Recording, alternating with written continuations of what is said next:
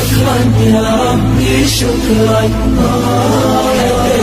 क़ल्बी शुक्रान। वमन अहसनु क़ौलन मिम्मन दआ इलल्लाह व अमिला सालिहन व क़ाला इन्ननी मिनल मुस्लिमीन। सदक़ल्लाहुल अज़ीम।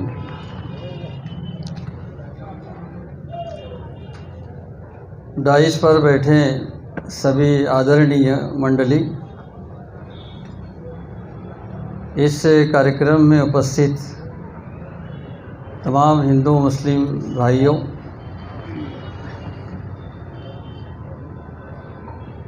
आज का ये कार्यक्रम अंधारातुन प्रकाशकडे डार्कनेस टू लाइट, ये जमात इस्लामी एक राज्यव्यापी अभियान इस शीर्षक के ज़रिए, इस सब्जेक्ट के ज़रिए पूरे स्टेट में मना रही है। उसका उद्देश्य ये है कि ये स्टेट की आबादी 13 करोड़ है, जिसमें हमारे हिंदू भाइयों की मेजॉरिटी है।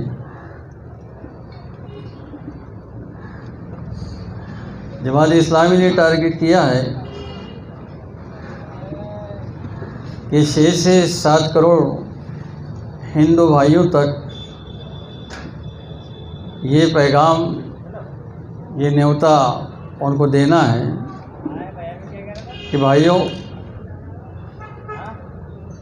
2 हाथ, 2 पैर, 2 आँखें, दिलो दिमाग का सोचने वाला ये वजूद ईश्वर ने सबका एक जैसा बनाया है। न किसी मुसलमान को 3 हाथ हैं, न किसी हिंदू को 4 हाथ हैं। सभी का जो स्ट्रक्चर है, सबकी जो बॉडी है, जिस ज़बान से वो बोलते हैं, सभी उसी ज़बान से बोलते हैं। इसलिए जमात इस्लामी ये सोचती है, ये विचार रखती है कि क्यों ना हमारे भाइयों को ये बात बताई जाए कि हम सब आपस में भाई बंद हैं। हमारे आचार विचार एक दूसरों तक जाना चाहिए, किसी के बारे में कोई गलतफहमी न रहे। इसलिए जमात इस्लामी ने इस देश की 17 भाषाओं के अंदर, चाहे वो मराठी हो, हिंदी हो, अंग्रेज़ी हो, तमिल हो, गुजराती हो, एनीवन, जो बहुत ज़्यादा बोली जाने वाली भाषाएं हैं, उन भाषाओं के अंदर कुरान का भाषांतर किया है, ताकि कोई बदलानी हो, विष्णु हो, भरत हो, तोताराम हो, सियाराम हो, वो ये कह ना सके कि हम जनाब के साथ बैठते थे, निज़ाम के साथ बैठते थे, रहीम के साथ बैठते थे। और तेरा ये ईश्वरीय ग्रंथ था जिसके अंदर कोड ऑफ लाइफ था, सिस्टम ऑफ लाइफ था, एक जीवन प्रणाली थी, जीवन गुजारने का एक सही मार्ग था। तो इन लोगों ने हमारे साथ चाय पिए, खाने खाए, व्यवहार किया, लेकिन ईश्वर तुम इनसे पूछो, इन मुस्लिम बांधों से पूछो जिन्होंने इस पर ईमान लाया था। इन्होंने ये ईश्वरीय ग्रंथ, इसकी शिकवण क्या हम तक पहुंचाई थी? उसी फीलिंग के तहत, उसी एहसास के तहत कि कल परलोक के अंदर ईश्वर के सामने खड़े होने से पहले हम इस धरती के ऊपर हमारी जैसे तमाम बांधों तक इस्लाम का, इस कुरान का, इस ग्रंथ का मैसेज क्या है, उसका कार्यक्रम क्या है, ये उन तक हम पहुंचाना चाहते हैं। ये सारे इंसान ये बात समझते हैं और इस सृष्टि के अंदर, इस यूनिवर्स के अंदर वो चिंतन भी करते हैं, गौर फिक्र भी करते हैं कि बिल्कुल ईश्वर की जो दी हुई चीज़ें हैं समान इंसानों के लिए बराबर है और सारे इंसानों के लिए बराबर फ़ायदा पहुंचा रही है। वर्षा का पानी ये नहीं देखता, ये भेदभाव नहीं करता कि मुसलमान का खेत है, हिंदू का खेत है, मैं यहाँ बरसूँगा, वहाँ नहीं बरसूँगा। वो सभी को सैराब करता है। ये सूर्य का जो प्रकाश मिल रहा है, ये कभी भेदभाव नहीं करता है कि बौद्धों का घर है कि मुसलमान का घर है कि हिंदू, सभी को प्रकाश देता है। इस सृष्टि के अंदर चाहे हवाएं हों, समंदर हो, पहाड़ हो, दरिया हो, जिससे इंसान फ़ायदा उठा रहा है वो तमाम जाति धर्म के लोग हैं, वो सब समान है। हमारा ये सोचना है कि धर्म किसी की जागीर नहीं होती, किसी की प्रॉपर्टी नहीं होती। न कुरान मुसलमानों की जागीर है, न प्रॉपर्टी है, न गीता हिंदुओं की जागीर है। वो सब के लिए आया है, उसमें से अच्छी बातें सब ले सकते हैं, उसमें से भले कामों को लेकर सब जो है इस देश के अंदर, इस विश्व के अंदर सब अपने कार्य कर सकते हैं। कोई इसको अपनी पर्सनल प्रॉपर्टी नहीं बना सकता। जैसे सूर्य को नहीं बना सकता, हवाओं को नहीं बना सकता, वर्षा को नहीं बना सकता, ईश्वर की तमाम दी हुई चीज़ों को नहीं बना सकता। इसी तरह जो ग्रंथ है, जो धार्मिक ग्रंथ है, वो पर्सनल जो है किसी की प्रॉपर्टी नहीं हो सकती है। इसलिए हम चाहते हैं कि जीवन देवण घेवण हो, तबादला ख्याल हो, आचार विचार हो, ताकि गलत फहमी दूर हो। हम देख रहे हैं कि देश के अंदर धर्म के नाम पर जो नफरत पैदा की जा रही है। पिछले दिनों जब बाबरी मस्जिद का इशू खड़ा किया गया था, इसका हम अदरवाइज न ले, वो कोर्ट मैटर था, लेकिन अपना राजकारण खेलने के लिए, यहाँ के हिंदू मुस्लिम के अंदर तफावत पैदा करने के लिए एक ऐसे स्लोगन दिए गए हैं। दीवारों पर ऐसा कुछ लिखा गया कि हम राम की सौगंध खाते हैं, मंदिर यही बनाएंगे, इस देश में रहना होगा, वंदे मातरम कहना होगा। यानी जो संविधान है हमारा, जो हमको हर किस्म की आज़ादी देता है, मज़हब की आज़ादी देता है, जीने की आज़ादी देता है, उस पर इन लोगों ने विकास के मुद्दों को छोड़कर, लोगों को आराम और चैन पहुंचाने को छोड़कर, लोगों को जो है अपने शासन के ज़रिए से रोज़गार देने को छोड़कर, उन्होंने ऐसे मुद्दों को, ऐसे इशू को छेड़ा है कि जिसमें लोग जज्बाती हो जाएं, भड़क जाएं, और उस भड़काऊ तरीके से जो है वो उनको शासन के अंदर लेकर आए। उन्होंने ये चालाकी मक्कारी से ये काम तो किया है, लेकिन सज्जन लोगों की देश के अंदर कमी नहीं है। हम जहाँ भी अभियान चला रहे हैं, चाहे वो तहसीलदार का कार्यालय हो, जिला अधिकारी का कार्यालय हो, कमिश्नर का हो, IAS IPS ऑफिसर्स का हो, हर जगह हमने ये मैसेज दिया है, पैगाम दिया कि हम बंधुभावों के लिए, हम सद्भावना और प्रेम के लिए एक वातावरण निर्माण करना चाहते हैं, और इस देश से नफ़रत को, इस देश से जो घृणा को ख़त्म करने के लिए हम लोग जो है ये चळवळ करना चाहते हैं। आप हमारा साथ दीजिए। हम ये बताना चाहते हैं कि जिस तरह आज़ादी इस मुल्क की, इस हिंदुस्तान की, हिंदू मुस्लिम सिख ईसाई सब ने मिलकर लड़ी थी, कई लोगों ने इसके लिए अपनी जानें कुर्बान की थी। ये देश यूं ही आज़ाद नहीं हो गया। अंग्रेज़ों की 200 साल की ग़ुलामी के बाद बहुत लोगों ने कुर्बानियाँ दी, चाहे भगत सिंह हो या अब्दुल हमीद हो या उस्मान ब्रिगेडर हो, बड़े बड़े जो है सूरमाओं ने पूरी ताकत लगाकर इस देश को आज़ाद किया है। और इस आज़ाद देश के अंदर आज देखिए कि इंसान से दूर होता जा रहा है। सारे काम हो रहे हैं, लेकिन प्रेम के और मोहब्बत के काम जो है बहुत कम हो रहे हैं। इसलिए देश हमारा उन्नति नहीं कर पा रहा है। आज करोड़ों लोग बेरोज़गार हैं, आज महंगाई अपने शबाब पर है, आज मुश्किलात ही मुश्किलात है। गरीब गरीब से गरीब तर होता जा रहा है, और अमीर अमीर से अमीर तर बनता जा रहा है।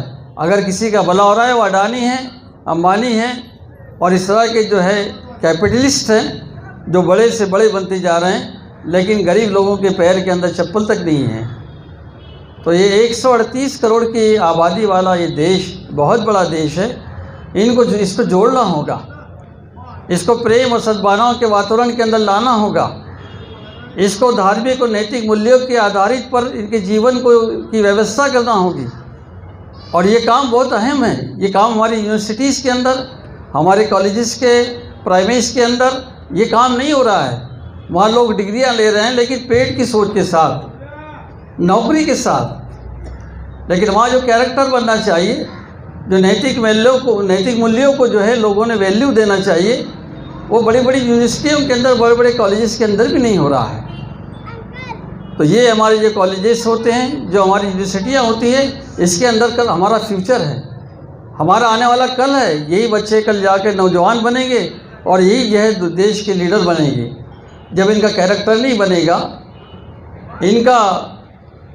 इनका कोई सिस्टम नहीं होगा, जीवन प्रणाली नहीं होगी, तो आप देखें कि वो पेट की सोच के साथ सिर्फ एंजॉय करेंगे, वो यहाँ वहाँ सैर करेंगे, लेकिन देश की तरक्की का जो मामला है, इंसानों को जो जोड़ने का मामला है, उनसे वो काम नहीं हो सकेगा। तो एक बहुत बड़ा काम है जो देशवासियों को इस देश के अंदर करना है।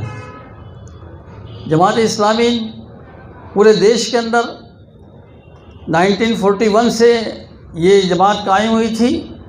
ये फाड़ने के बाद 1948 के अंदर जमात इस्लामी ने इस देश में काम करना शुरू किया और उसका प्लेटफॉर्म ऐसा है, कभी भी आप देखेंगे कि हमारे आम सभाएँ होती हैं, परिसंवाद होते हैं, हम अपने हिंदू भाइयों को भूलते नहीं हैं।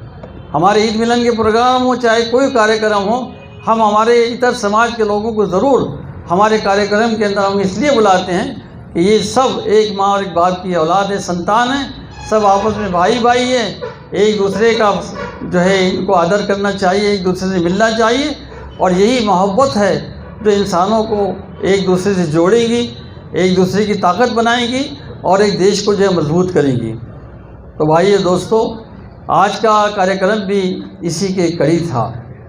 ये बात सच है, आप भी जानते हैं कि दुनिया बहुत तरक्की कर चुकी है, बहुत उन्नति कर चुकी है, हमारा देश भी बहुत तरक्की कर चुका है। आज का इंसान जो है चांद पर पहुंच गया है और मुश्तरी पे कमर डाल चुका है, और रॉकेट से आसमानों की सैर कर रहा है, और समंदरों की गहराई में जाकर मछलियों से अच्छा तैर रहा है, और ज़मीन के ऊपर उसने ऐसे ऐसे डेवलपमेंट्स किए हैं जिसको देखकर इंसान खुद जो है परेशान है। आज कच्चे पक्के मकानों के अंदर जहाँ पानी गलता हो वहाँ आपका केबल लगा हुआ है, आपका टीवी लगा हुआ है, आप 7 समंदर पार की खबरें अपने घर के अंदर देख लेते हैं। ये बहुत बड़ी तरक्की है, लेकिन इस तरक्की के बावजूद इंसान जो है अपने आप को नहीं पहचान पा रहा है। इंसान ये नहीं जान पा रहा है कि ये सारी चीज़ें किसने दी है, ये किसने अता की है। कोई कह सकता है कि सूरज मैं निकालता हूँ, बड़े से बड़ा साइंटिस्ट, बड़ा टेक्नोलॉजिस्ट, बड़े से बड़ा इल्म रखने वाला क्या ये कह सकता है कि मैं हवाई चलाता हूँ, बारिश बरसाता हूँ? सभी की सोच है, कोई एक है, एक बहुत बड़ी हस्ती है जो पूरे यूनिवर्स को, पूरे विश्व को जो है चला रही है। और दोस्तों, जिसको आप ईश्वर कहते हैं, कोई इसको गॉड कहता है, जिसको हम अल्लाह कहते हैं, वही एक ताकत है। जैसे कि अभी बात आ रही थी कि अगर एक घर के अंदर 3 लोग हो जाएं, 2 लोग हो जाएं, और दोनों तीनों ये कहे कि मैं घर का काम काज चलाऊँगा, एक स्टेट के 2 मुख्यमंत्री बन जाएं, एक देश के 4 प्राइम मिनिस्टर बन जाएं, क्या ये देश चलेगा? हमारा कहना ये है कि हमारे धर्म के अंदर भी, मुस्लिम समाज के अंदर भी कई लोग आस्थानों पे जाते हैं, मज़ारों पे जाते हैं, अजमेर जाते हैं, फला जाते हैं, वो इनसे मांगते हैं, उनसे मांगते हैं। इसको हमारे धर्म ने कुफ्र कहा है, और हमारे करोड़ों लोग ऐसे हैं जो आस्थानों पे जाकर, मज़ारों पे जाके अपना माथा टेकते हैं। इंसान के बस की कोई बात नहीं कि इंसान का कोई भला कर सके, सिवाय ईश्वर के, सिवाय अल्लाह के। वही एक हस्ती है। आप सभी को देव मानेंगे, सभी को ईश्वर मानेंगे, सब टकराव हो जाएगा। तो घर का निज़ाम किसी एक आदमी चल सकता है, स्टेट का निज़ाम किसी एक मुख्यमंत्री चल सकता है, देश का निज़ाम, उसकी व्यवस्था किसी एक प्राइम मिनिस्टर से, किसी राष्ट्रपति से चल सकती है। इसी तरह इस विश्व का इंतज़ाम भी सिर्फ एक से चलता है। तो ये संदेश भी हम लोगों को देना चाहते हैं कि आपका, हमारा, सबका ईश्वर एक है। वो 10-20 नहीं है, वो 50 नहीं है, वो 100 नहीं है, वो लाख नहीं है, करोड़ नहीं है, वो सिर्फ एक है। और वही एक जो है आपकी और मेरी निगरानी कर रहा है, आपकी मेरी परवरिश कर रहा है। लेकिन लोग चांद पर पहुँच जाने के बाद, समंदरों के नीचे चले जाने के बाद, वो अपने ईश्वर को आज तक पहचान नहीं पा रहे हैं। अल्लामा इकबाल, उनका एक शेर था कि ढूंढने वाला सितारों की गुज़रगाहों का, अपने अफकार की दुनिया में सफ़र कर न सका, जिसने सूरज की शुआओं को गिरफ्तार किया, ज़िंदगी की शब तारीख सहर कर न सका, अपनी हिकमत के खमो पेच में उलझा ऐसा, आज तक फ़ैसले नफुज़ ज़र कर न सका। उसने अकलें लगाई, उसने अपने नॉलेज लड़ाया, लेकिन ये जान नहीं सका कि ये नॉलेज देने वाला कौन है, ये बुद्धि देने वाला कौन है, ये जीवन देने वाला कौन है, जिसके पास हमें जाना है। तो दोस्तों, अंधेरे बहुत है समाज के अंदर। अन्याय के अंधेरे हैं, बलात्कार के अंधेरे हैं, करप्शन के अंधेरे हैं, इंसानियत को लूटा जा रहा है, मारा जा रहा है, कत्ल किए जा रहा है। तो ये बहुत अंधेरे हैं। इन अंधेरों को मिटाने के लिए उजालों की ज़रूरत हुआ करती है, और उजाले आपके धर्म ग्रंथ के अंदर है, आपके कुरान के अंदर है, ईश्वरीय ग्रंथ के अंदर है, इस्लाम के नॉलेज के अंदर है कि इंसान की इंडिविजुअल लाइफ कैसी हो, उसका घरेलू सिस्टम कैसा हो, उसका सामाजिक सिस्टम कैसा हो, उसका पॉलिटिकल सिस्टम कैसा हो। Everyone total complete way of life, हर चीज़ को जो है आपकी इस तालीम के अंदर रख दिया गया है।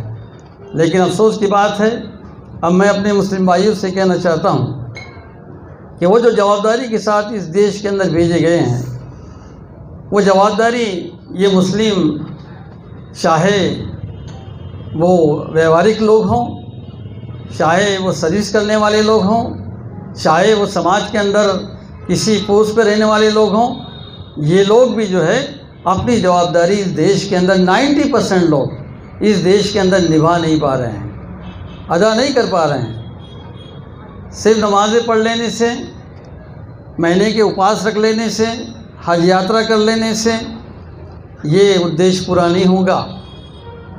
मैं इसको माइनस नहीं कर रहा हूँ, ये करना चाहिए, लेकिन सिर्फ ये करते हुए अगर आपने कुरान के श्लोक पढ़े हैं, कुरान की आयतें नमाज में पढ़ी है, कुरान क्या कहता है? जैसे कुरान ये कहता है, रेतल्लज़ी युकज़्ज़िबुद्दीन फ़ज़ालिकल्लज़ी यदुव्वुल यतीम वला यहुद्दु अला तामिल मिस्कीन। अभी कुरान कह रहा है, इसका मफ़हूम क्या है, इसका ट्रांसलेशन क्या है, कितने लोग जानते हैं? हमारे मुसलमान जो है लाखों करोड़ों की तादाद में पढ़ते हैं, लेकिन नहीं जानते हैं कि श्लोक उनसे क्या कहना चाह रहे हैं। इसमें कहा गया कि तुम्हारी इस प्रार्थना को, तुम्हारी इस इबादत को बर्बाद कर दिया जाएगा अगर तुमने गरीबों का, मिस्कीनों का, अपने पड़ोसियों का ख्याल नहीं रखा, उनको मामूली ज़रूरत की चीज़ें देने से भी तुमने गुरेज किया, तो तुम्हारी इबादतें तुम्हारे मुंह पर फेंक के मार दी जाएंगी। यानी ये इबादतें इंसानों की सेवा करने के लिए अगर आपको उभारती नहीं है, आपको तवज्जो नहीं दिलाती, तो आपकी इबादत किसी काम की नहीं है। अब आज आप देखें, इंसान पर इतना अन्याय हो रहा है, नारी पर अत्याचार हो रहा है, हम उनको बताएं ना, कोई बताएं उनको कि ये बलात्कार है। इस्लाम में की शिकवण ये है कि अगर किसी ने समाज में बलात्कार किया है तो उसको 80 कोड़े लगाए जाए पूरी ताकत के साथ, उसके कपड़े उतार कर उस पर कोड़े लगाए जाए। लेकिन कोई मैरिड है जो शादीशुदा है और फिर बलात्कार करता है, तो उसको चौराहे पे लाया जाए और उसको वहाँ खड़ा किया जाए और पूरे आवाज़ दी जाए पूरे नगर के अंदर कि आइए आज एक बलात्कारी का हम खात्मा करेंगे। सबके हाथों में पत्थर दे दिए जाए और उस बलात्कारी का खात्मा कर दिया जाए। जो लोग पत्थर उठाएंगे वो भी सोचेंगे कि कल अगर हमने ये काम किया तो इसका अंजाम हमारा भी ये होगा। इसलिए आप देखें कि मोहम्मद सल्लल्लाहु अलैहि वसल्लम के काल में जब ये कानून चला था, कई 100 साल तक चला, कई साल तक चला। एक औरत सोने में लदी भी जाती थी, अकेली जाती थी, लेकिन उस पर कोई निगाह उठाकर देखने वाला नहीं था। डर जाता था आदमी कि अगर हमने इस पर हाथ डालें तो सारे हाथों के अंदर पत्थर आ जाएंगे। तो ये शिकवन जो ये तालीम है, अभी आप देखें कि माँ बाप जो है, खुदा और उसके पैगंबर के बाद सबसे बड़ा दर्जा माँ बाप का है। ये माँ बाप बूढ़े हो जाते हैं, लोग उनको वृद्धाश्रम में डाल देते हैं, ओल्ड हॉस्टल में डाल देते हैं। ये माँ बाप हमारी जन्नत है, हमारी दोज़ख है, और हमारा उनके साथ क्या सलूक है। अगर तुमने कितनी प्रार्थना की, कितनी इबादत की, लेकिन माँ बाप को उफ तक कह दिया आपने, कोई ज़ोर से भी अगर आपने माँ बाप को बोल दिया, आपकी सारी प्रार्थना ख़त्म हो जाएगी। ये शिकवण जो है आप इंसानों को कब बताएंगे? और आपका समाज, आपका माशरा वैसा नहीं है। आपका आइडियल बनना पड़ेगा। आपको कारोबार में, लेन देन में ईमानदारी बताना पड़ेगी, अमानतदारी बताना पड़ेगी, आपको अपना सिस्टम बताना पड़ेगा। अभी आप देखें कि शादी ब्याह हमारे यहाँ होती है, उनके यहाँ भी होती है। अगर डीजे वहाँ भी बजते हैं, डीजे यहाँ भी बजते हैं, हल्दी रज्जे के यहाँ भी होते हैं, वहाँ भी कुमकुम होता है, खाने यहाँ भी दिए जाते हैं, वहाँ भी दिए। आप में उनमें के अंदर क्या फ़र्क है? इस्लाम क्या कहता है? इस्लाम ये कहता है कि हुंडा जो है जहर है, वो लानत है, हराम है, वो चीज़ जो है लेना नहीं चाहिए। लेकिन मुसलमान ले रहे हैं, मुसलमान दे रहे हैं। क्या आपका जो है इफ़ेक्ट क्या होगा?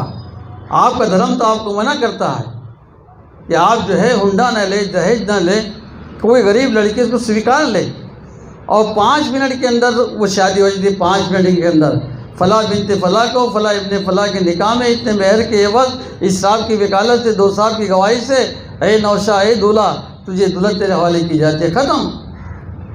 लेकिन उसके लिए कितने पापड़ बेले जाते हैं, खाने होंगे, जोड़े होंगे, ये सब होगा, ये बेकारी सब होंगी।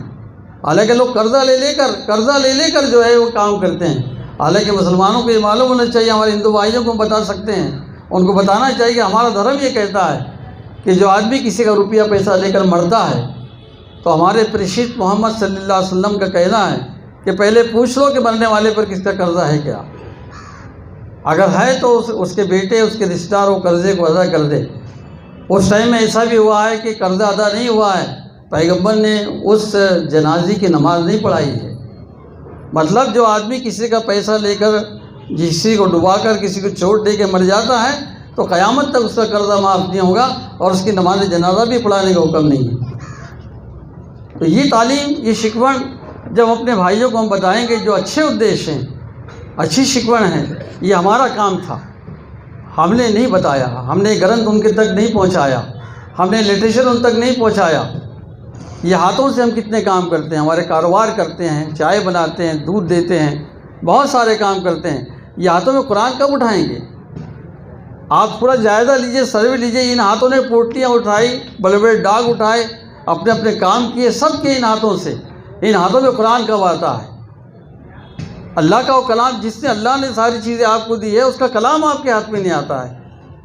आप नमाज़ों में जो सूरतें पढ़ते हैं उसके तराजी में आपको नहीं मालूम है। तो बताइए कि आप क्या मैसेज हमारे इन भाइयों तक पहुँचाएँगे?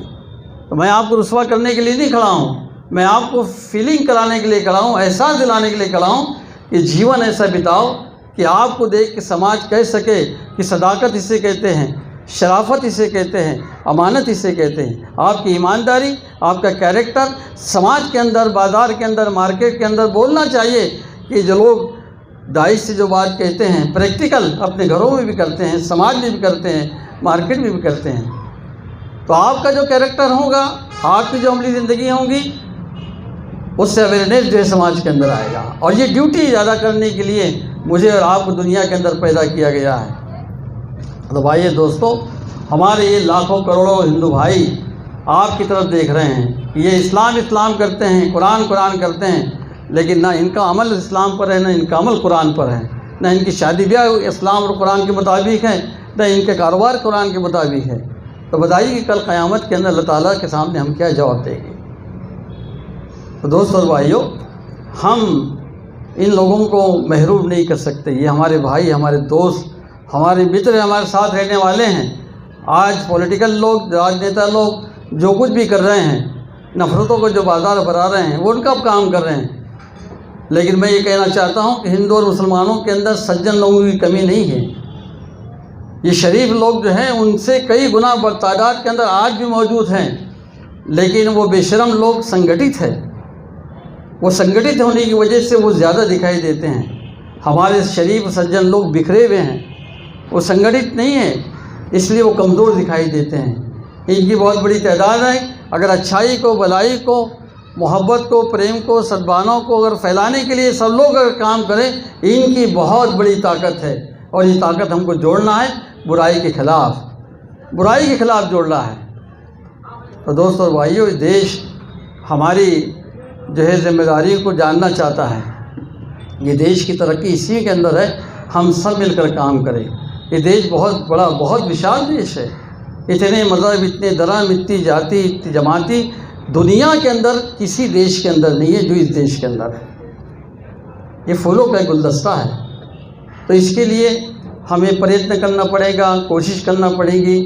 लोगों से विचारों का देवन घेवन करना पड़ेगा, ज़्यादा से ज़्यादा मुलाकातें करना पड़ेंगी।